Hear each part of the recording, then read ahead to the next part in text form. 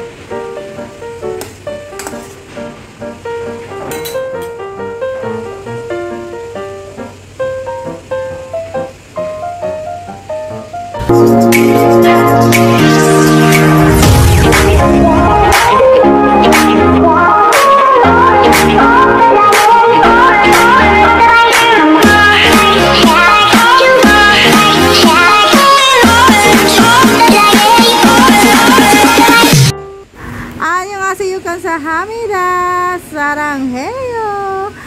Malakuchismakers TV at your service.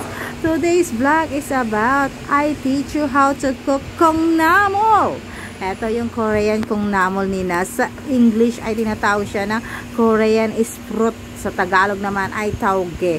Yung sa ating Pilipino ay tauge maliliit at saka native siya. Ito ang kanilang Korean tauge ay malalaki at mahaba at saka less yung kanilang lasa. Parang mas matabang siyang konti kasi sa atin. Kasi yung ating mga tauge ay strong yung lasa niya. So ayan, itong mga ating ingredients natin ngayon for today. Napakasimple lang ito. Tuna fish sauce. Yan, tuna fish sauce. Tuna siya ha, hindi siya yung mga patis or patis ng tuna. Ayan, nakikita nyo naman. And then ayan, nagpakulo na ako magsisimula na tayo magpakulo ng ating nilagay ko yung leek, yung dilis at saka yung yung green na nila. Sa kanila lang yun yung dry na leaves, nakalimutan kong pangalan. So ayan ang ingredients kailangan natin na yung dilis na yan na pinapakita ko sa inyo. At ito yung kanilang pag inano mo yan is magiging dahon siya, malasa siya, pang lasa yan guys. Ito ginamit din natin ang kanilang Korean radish. Take note, Korean radish lang kailangan natin gamitin. Hindi tayo pwedeng gumamit ng ating mga radish kasi bawal po ang ating radish kasi malasa po ang radish natin mga guys. So sa kanila is kakaiba talaga lasa ng radish. Ito yung mga ginawa. Ayan. As of now, kumukulo na siya. Ayan, kumukulo na siya. Tatanggalin mo. Habang kumukulo na siya guys, tanggalin mo yung mga bula-bula sa taas niya. Parang karne din. Yung tatanggalin mo, di ba yung mga bula? Yung mga dumi niya. Ayan, tatanggalin mo yung bula niya. Hanggang sa mawala na yung mga bula-bula na yan. Magiging clear na siya. Kailangan clear siya. Ayan, halu-haluhin mo siya hanggang Kailangan manuot yung lasa nun.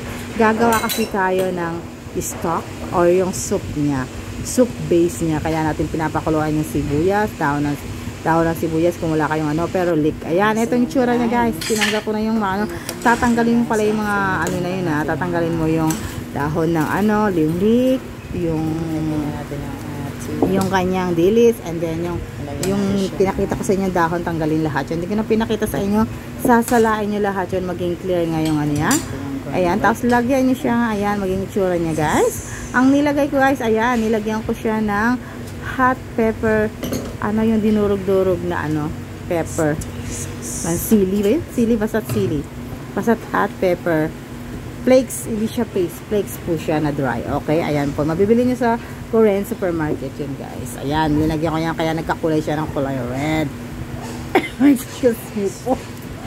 Yung kumukulo na yun guys, nilagay ko na yung, pag kumulo na siya guys, natanggal mo na yung mga daing na yun guys, ilagay mo na yung radish para kumulo-kulo na siya guys. Kaya may yan, nilagay ko na yung radish na yun guys, nilagay ko na rin yung sibuyas na tinadkad guys. Ayan, sama-sama na silang pakuluan sa isang pot. Hayaan mo lang siya kumulo ng kumulo guys hanggang mamula-mula siya. Yung pula na ngayon, sabi ko yung flakes, yung hot flakes. Ayan, kumukulo ng kumukulo kasi ninunuot dapat niya yung lasa ng radish. Kaya dapat maraming kulo siya guys. Ayan, parang magpapakulo ka ng baka at saka karne.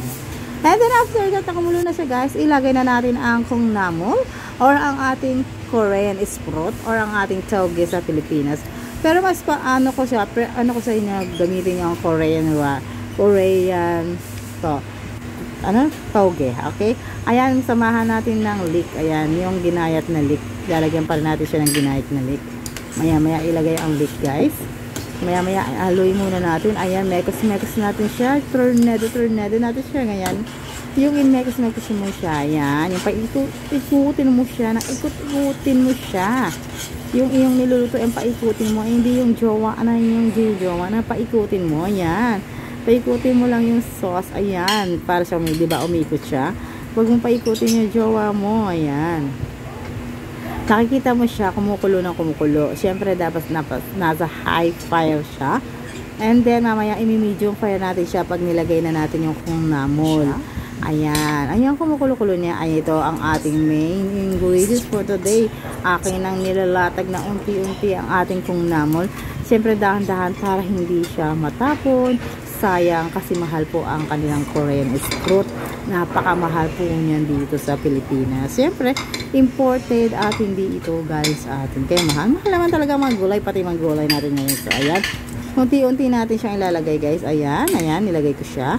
So, pagkalagay mo yan, medium fire mo na yung medyo banayad na yung fire mo dyan. Hindi na dapat malakas. So, ayan, hintayin na naman natin siyang kumulo ng kumulo. Pakuluan na naman yan guys. Kasi yung 콩나물 na yan is medyo matigas siya ng konti. Ayan, nilagay ko na. After na yan, lalagay mo na yung leek. Kasi yung leek mapampalasa niya siya. Mga chisimakas, yung leek pampalasa siya. Mas maraming leek, mas yung lasa niya. Mas masarap. Ganyan lang kasimple ang kanilang mga lutuin guys, mga soup. Wala silang ginagamit na mga kung mga dyan. Basta yung papalabasin nila yung lasa niyan. Ayan, pakuluan mo lang siya ng pakuluan. Hanggang kumulo ng kumulo. Pakuluan mo ang kasirola. Hindi yung pakuluan mo yung mga inutangan mo. Yung pakuluin mo yung mga utak ng inutangan mo. Pag ikaw ng utang, dapat magbayad ka agad. Huwag mo pinapakuluan sila. Ayan, pinapainit ang ulo nila. Ayan, pakuluan yung pagkain na yan. Ayan. Kailangan makulo siya kasi ang technique sa kanilang pagluluto guys, kailangan pakuluan maigi kasi para maluto siyang maigi at hindi mapansa guys. So ayan, tikiman time guys sa saranghaeyo.